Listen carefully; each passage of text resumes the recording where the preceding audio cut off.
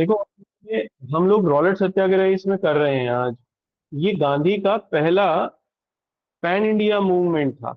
इससे पहले जो गांधी ने मूवमेंट शुरू किए भारत में, that were not pan India. They were only related to on regional issues, and also affected that particular region only. लेकिन कोई पैन इंडिया मूवमेंट जो सबसे पहला गांधी ने शुरू किया, दैट वाज रॉलेट सत्याग्रह, जो कि रॉलेट एक्ट के अगेंस्ट में था। रॉलेट एक्ट था क्या?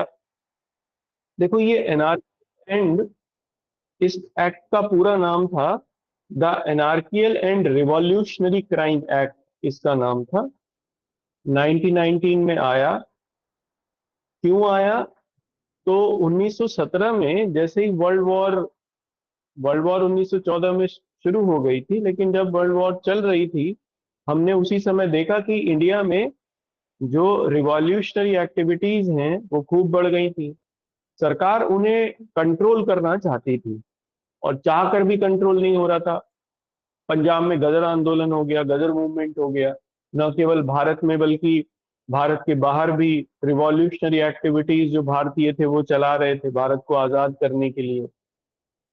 रिवॉल्यूशनरीज पहले पर्सन थे जो भारत को आजाद करना चाहते थे, जिन्होंने पहली बार इंडिपेंडेंस की बात की भारत की। अदरवाइज तो इंडिपेंडेंस की बात अभी तक किसी ने नहीं की थी, रिवॉल्यूशनरीज ने लेकिन सबसे पहले मांगा। तो इसी क्रम में जस्टिस सिडनी रॉलेट की अध्यक्षता में कमेटी सरकार ने बनाई, इसको टैम करने के लिए इन गतिविधियों को। और सिडनी रॉलेट ने 1917 में ये कमेटी बनी थी, 1918 में अपनी रिपोर्ट दी। और रिपोर्ट के आधार पर, उनकी रिपोर्ट के आधार पर ब्रिटिश पार्लियामेंट में एक बिल प्रस्तुत किया गया, जिस बिल का नाम था the anarchical and revolutionary crime act. इसके साथ एक मतलब एक एक कॉन्ट्राडिक्टरी बातें थी दो।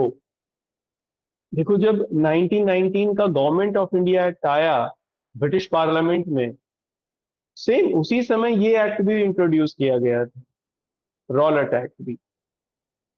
जहां एक एक्ट 1919 का गवर्नमेंट ऑफ इंडिया एक्ट, जहां भारतीयों को आ, भारत में डेमोक्रेसी को स्ट्रेंथन करने के लिए था, या डेमोक्रेटिक प्रोसेस को भारत में मजबूत करने के लिए था।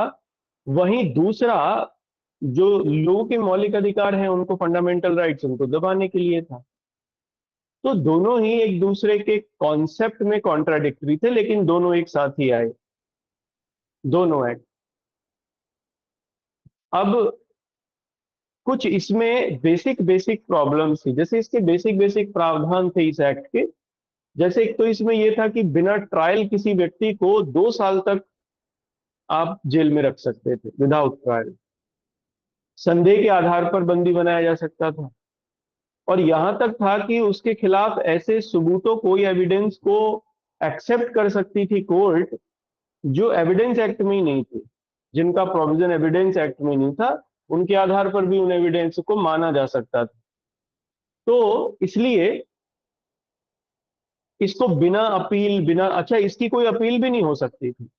जो रॉलेट एक्ट के अंतर्गत जिन्हें गिरफ्तार किया गया, और उनके लिए स्पेशल कोर्ट थी उनके ट्रायल के लिए, और उन स्पेशल कोर्ट के खिलाफ अपील भी नहीं थी।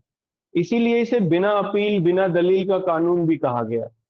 तो हैबियास कॉर्पस की जो एक फंडामेंटल राइट था, उसको भी ये डिनाई करता था।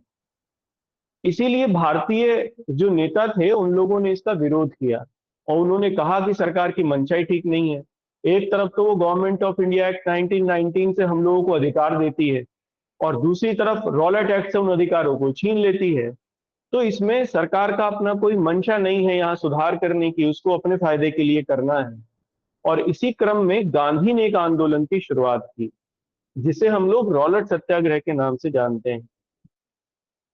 कांग्रेस का इससे बहुत ज्यादा मतलब नहीं था इस आंदोलन से। अभी तक गांधी कांग्रेस के सक्रिय सदस्यों के रूप में नहीं थे। गांधी अपने दम पर ही उन्होंने रॉलेट एक्ट की शुरुआत की थी, और काफी सक्सेसफुल भी रहा। बहुत सारे लोगों ने गांधी का सपोर्ट किया, लेकिन कुछ लोगों ने उनका विरोध भी किया। जैसे कुछ लोगों का ये मानना था कि ये जो, अगर ऐसा कोई हम लोग सत्याग्रह शुरू करें, जैसे मॉडरेट लीडर्स का यही मानना था, उनमें फिरोज शाह, वो सॉरी, सुरेंद्रनाथ बनर्जी और तेज बहादुर सप्रू, ये लोग शामिल थे। इनका ये मानना था कि गवर्नमेंट ऑफ इंडिया एक्ट 1919 से सुधारों का एक माहौल बना है, और अगर सरकार के खिलाफ एक आंदोलन चलाया जाए इस तरीके का, तो ये माहौल खराब होगा, आपको ये आंदोलन नहीं चलाना चाहिए। एनी बेसेंट भी उसमें से शामिल थी, उनके गांधी के विरोध में सपोर्ट नहीं किया उन्होंने। और इवन तिलक भी, तिलक के कुछ सहयोगी भी, तिलक की होम रूल लीग ने भी इसमें कोई हिस्सा नहीं लिया। लेकिन एनी बेसेंट की होम रूल लीग के जितने भी यंग मेंबर्स थे, सबने इसमें पार्टिसिपेट किया। तो कह सकते हैं कि जो यूथ लीडर थी इंडिया की, इमर्जिंग यूथ लीडर, वो इस आंदोलन में गांधी के साथ थी। जिन्ना ने गांधी का सपोर्ट किया। और एक सबसे इंपॉर्टेंट सपोर्ट आया, देखो लखनऊ में मॉमडन ज्यूरिस्प्रूडेंस का केंद्र है, फिरंगी महल उसे कहते थे, अब्दुल बारी उसके अध्यक्ष थे। ये मुस्लिम न्याय शास्त्र यहाँ पर पढ़ा और पढ़ाया जाता था। अब्दुल बारी ने गांधी का सपोर्ट किया, मोहम्मद अली अंसारी ने गांधी का सपोर्ट किया, उस समय मुस्लिम लीग में थे। और इसलिए मुस्लिम लीग के बहुत सारे सदस्यों ने गांधी का सपोर्ट किया। इवन ये था कि रॉलेट सत्याग्रह में हिंदू मुस्लिम यूनिटी पहली बार बड़े चरम पर देखी गई स्वदेशी आंदोलन के बाद में। उससे पहले हिंदू मुस्लिम यूनिटी को इतने बड़े लेवल पर नहीं देखा गया था जितना रॉलेट सत्याग्रह में देखा गया। नॉन कॉपरेशन मूवमेंट में भी हम लोग देखेंगे, खिलाफत मूवमेंट में भी हम लोग देखेंगे। ये जो रॉलेट सत्याग्रह से शुरुआत होती है हिंदू मुस्लिम यूनिटी की, ये नॉन कॉपरेशन तक गई, लेकिन इसके बाद टूट गई। इसके बाद फिर देखने को नहीं मिली, लेकिन शुरुआत रॉलेट सत्याग्रह से होती है। इसीलिए गांधी को हिंदू मुस्लिम यूनिटी का अग्रदूत कहा गया, है ना, फ्रंट रनर कहा गया, या लीडर कहा गया। एक एस्टैब्लिश्ड लीडर के रूप में भी स्थापित हुए गांधी रॉलेट सत्याग्रह से, हिंदू मुस्लिम दोनों के नेताओं के रूप में।